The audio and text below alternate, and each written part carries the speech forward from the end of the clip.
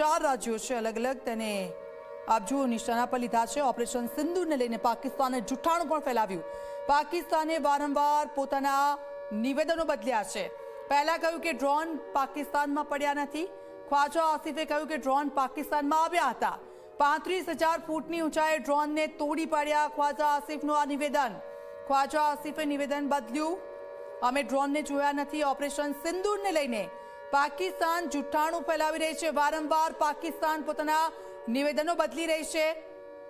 આપ જુઓ, પહેલા કહ્યું કે ડ્રોન પાકિસ્તાનમાં આવે તે પહેલા જ ડ્રોનને તોડી પાડવામાં આવ્યા છે। પહલગામ હુમલા બાદ 7 મેના રોજ ભારતે હાથ ધરેલા ઓપરેશન સિંદૂરને લઈને પાકિસ્તાનમાં ભારે ફફડાટ છે। પાકિસ્તાની સેના અને નેતાઓ ઓપરેશન સિંદૂરને લઈને વારંવાર જૂઠાણું ફેલાવી રહ્યા છે।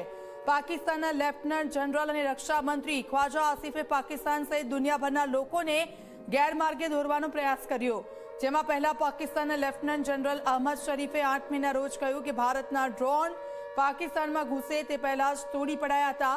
તો એ જ દિવસે રક્ષા મંત્રી ખ્વાજા આસિફે કહ્યું કે ડ્રોન પાકિસ્તાનમાં ઘૂસી ગયા હતા। 35,000 ફૂટની ઊંચાઈએ તેને તોડી પડાયા હતા।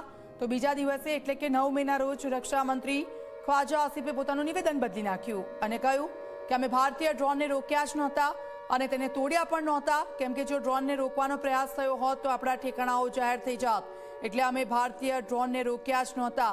હવે અમે તમને એ 3 નિવેદન સંભળાવીએ છીએ કે જેમાં કેવી રીતે પાકિસ્તાની સેનાના અધિકારી અને રક્ષા મંત્રી પોતાના નિવેદનોને સતત બદલી રહ્યા છે।